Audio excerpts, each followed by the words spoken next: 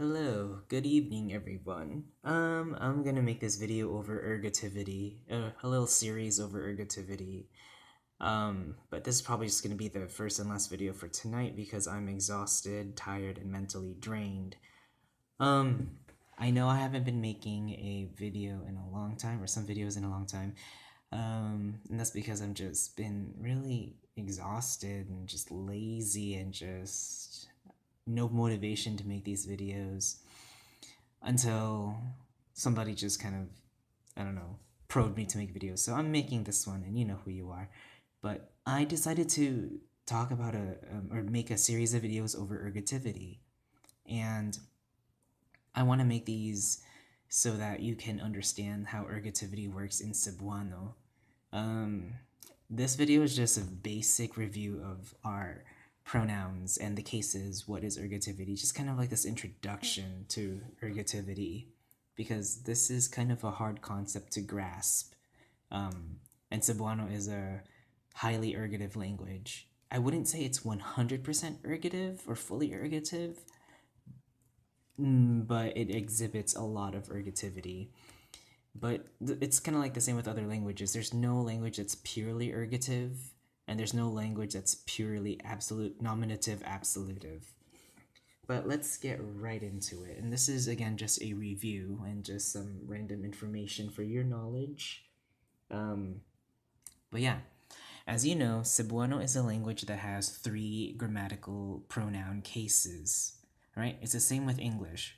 So in this manner, like, we're talking about pronouns, so we need to think about what's the correct usage of pronouns when we're speaking, or and depending on what case, right?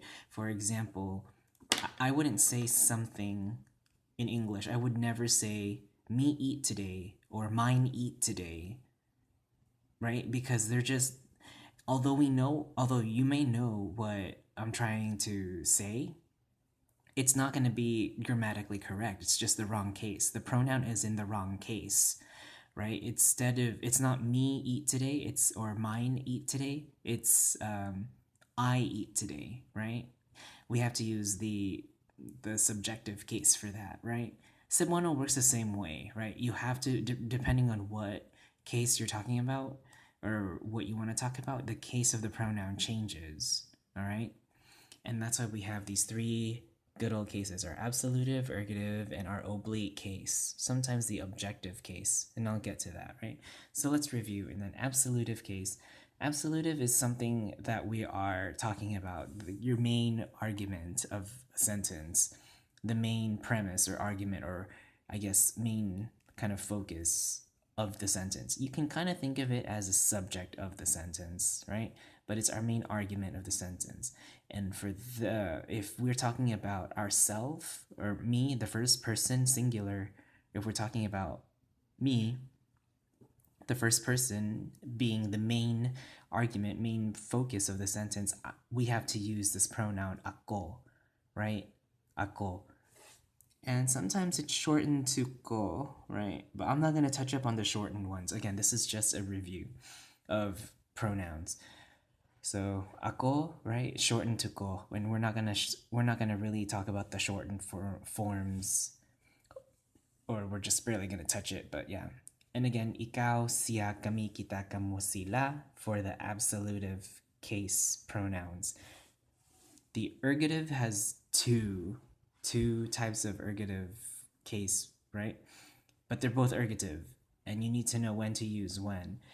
And there's a reason why there's also a second form of an ergative case pronoun, right? But before I move on to this one, just keep in mind that ergativity is simply when the subject of an intransitive verb, right, can also be acting like an object of a transitive verb. So the subject of an intransitive verb can sometimes act as an object of a transitive verb.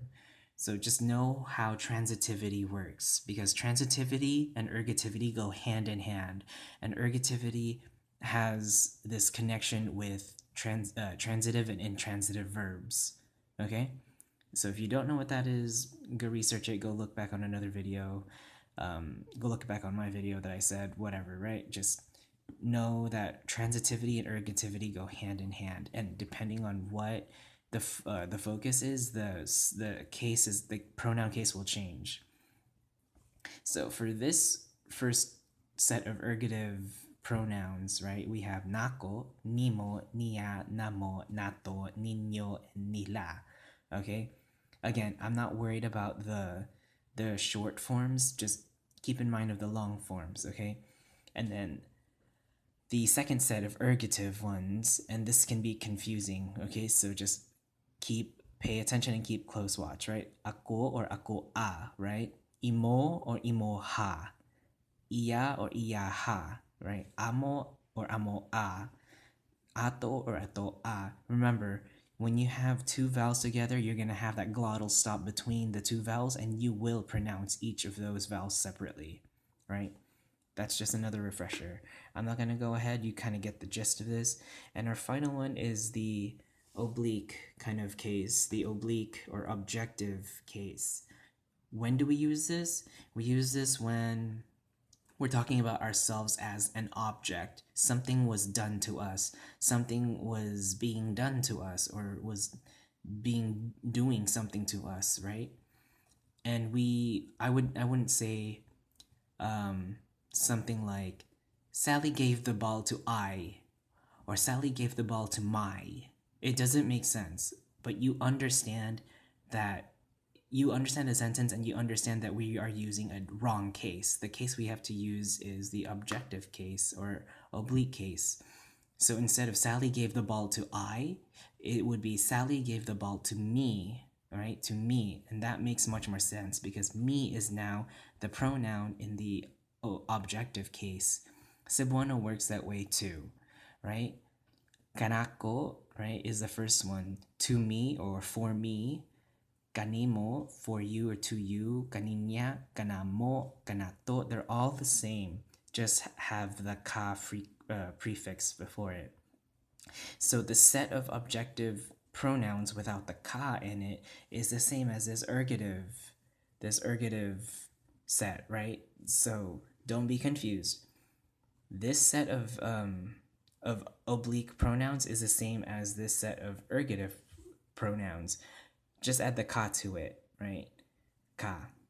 Why are they similar? It's because remember what I said. Sometimes the subject of an intransitive verb can act as an object of a transitive verb.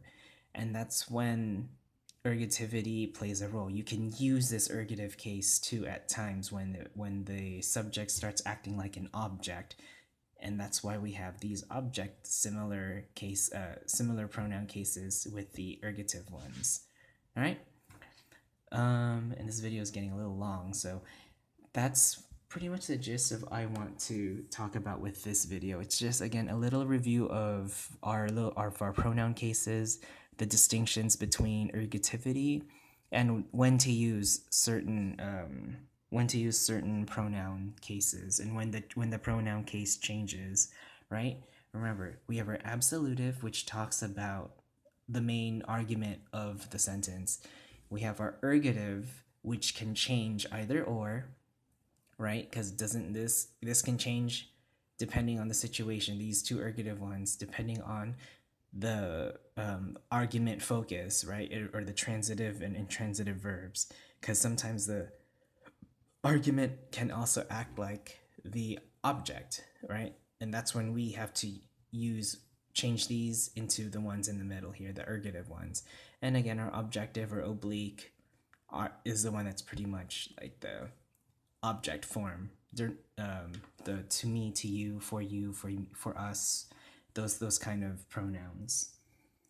I'm not sure if there's anything else I want to add before I call this a night, but yeah, just review your pronouns, and then we will build on this on the next video. So keep close watch.